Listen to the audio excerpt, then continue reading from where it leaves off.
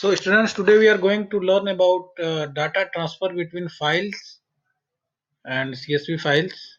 So you can say that they're transferring data between CSV file and data frames. So how we do this?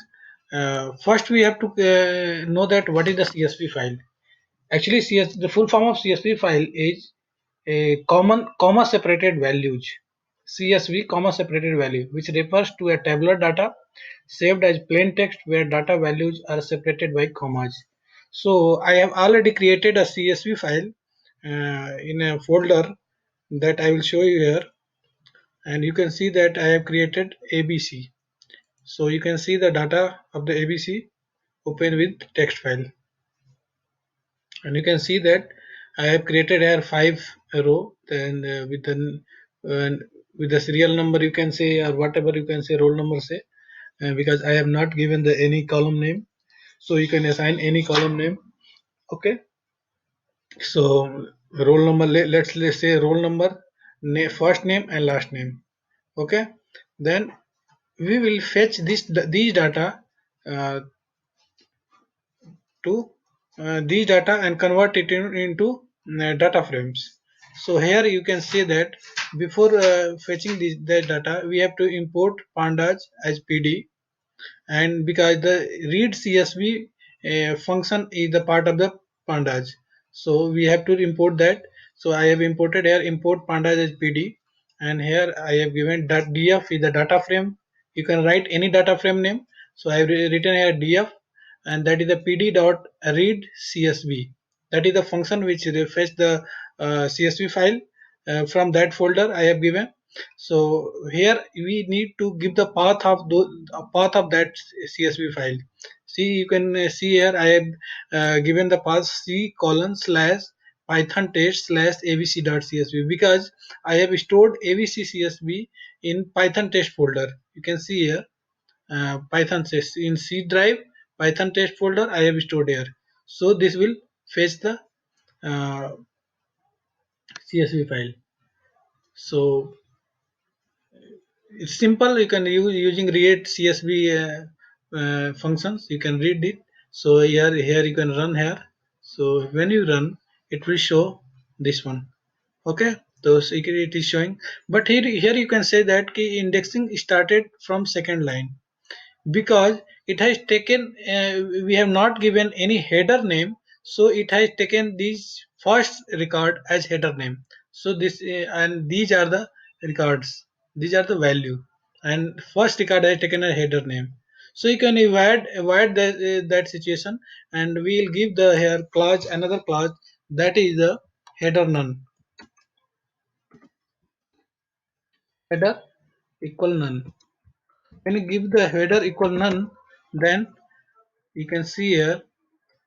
Now this is the part of the data, and indexing I started from first record. So you can see that this is the 0, 1, 2, 3, 4 index, and this is the column 0, 1, 2 assigned by default, because it has not taken this one as a header name. Okay, we can also give the customized header name here, and you can give here like that, names equal, in long bracket we'll give the name of the columns. So first 0, 1, 2, 3, 4, so we'll give the roll number. Okay, then next is the first name.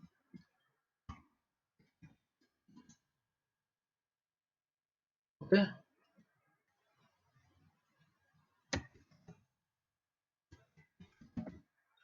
and next one is the last name or second name.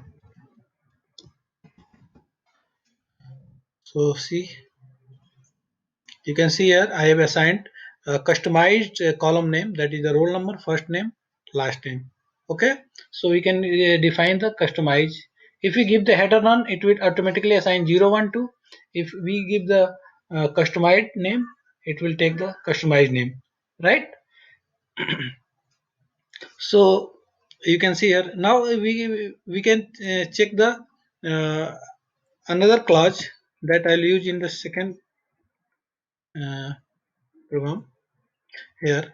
you can see we can skip the rows here from here also. So if you want to skip the rows, just we use the clause comma skip row, skip rows, and give the rows name, rows number, you can say, give this rows number. So we will give like that in long bracket. Suppose you want to skip the row number uh, 0 and 3, so we give here 0 comma 3, right? Now you can see the output here. 0, that is the Sara Kapoor is the 0 row, and 3, that is the Saida Ali, the third row. So we can see that it will skip that rows. Now you can see here 0 has removed because it was the Sara Kapoor. Okay, so here you can see that second come here, and you can see that third in this one also removed. Okay, so here is the output. So you can use the skip row clause to skip the rows, right?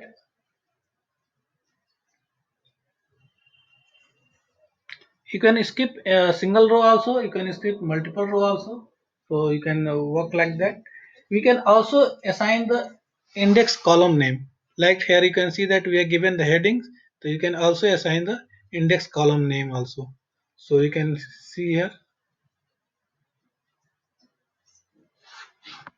comma, and we'll give the column name, that is index column equal whatever you want to give. um, you can give here. I've already, I think, created here. You can see here above. Here you can see that I have given the index column. So you can see that read XYZ index column MP number.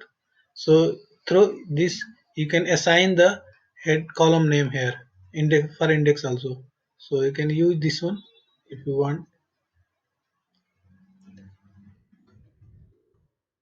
and instead of 012 it will replace the MP number. Okay, so we have to remove this one first.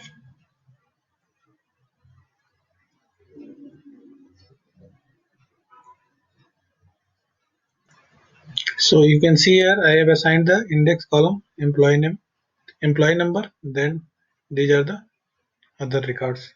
For this I have used the XYZ CSV. You can say here XYZ CSV in this folder, and it has fetched the value from XYZ CSV. Here it is, employee number, name, rank, salary. So we can assign that numbers, names, right? So this way you can do. Then another we can do is we calculate the maximum minimum of, using functions also. You can see here I have used the maximum function on salary that will find the maximum salary. So you can see there here out of salary column, the what is the maximum salary, that is 59,900. So it has find the maximum salary using this line, that is the print maximum salary equal df dot df, that is data frame, dot salary, salary that is the column name, and dot max, that means it will find the maximum value from the salary column of the data frame df, right? So you can calculate this one also. So all these were in this uh, your chapter in your syllabus. You can see that the reading data from the CSV file, so you can read the data in different manner and convert it into data frame. Now we can also write the data into data frame. Okay, so you can see here we are to writing data into data frame, we use the df, that is data frame dot to CSV c colon python test, and we use the new data file whatever we want to create, and that we want to use the separator comma slash whatever we want you can use, right? Here it has used the comma slash. Let's see, we use the, so when we run this it will copy all, it will write all this data in APS CSV, and reading from XYZ, converting in data frame and write in APS CSV. So you can see here output of APS CSV, and you can see that it has a sign. Suppose you want to see the changes, we can change the separators. So you can see here it was slash separator in every column. So we will change this one. So what we do here is replace the separator through another separator, like we use the comma. So now when we run, it will show the output in comma. You can see here. So it is comma separated file. Okay, so whatever we want to write, to read we use the read CSV. To read the we use the read CSV, and to write we use the to CSV function. That's all in your syllabus of class 12th, in revised syllabus you can say. And revise it. If you have any question you can ask, and make sure these chapters, that is the data transfer between CSV and data frame, will not work with the collab sheet, because we are reading data from hard disk and writing data to hard disk, and collab sheet work with all online data. Okay, so you need to install Anaconda and use the Jupyter or Spider software, so that you can use or run this program, right? Any question, let me know. Thank you.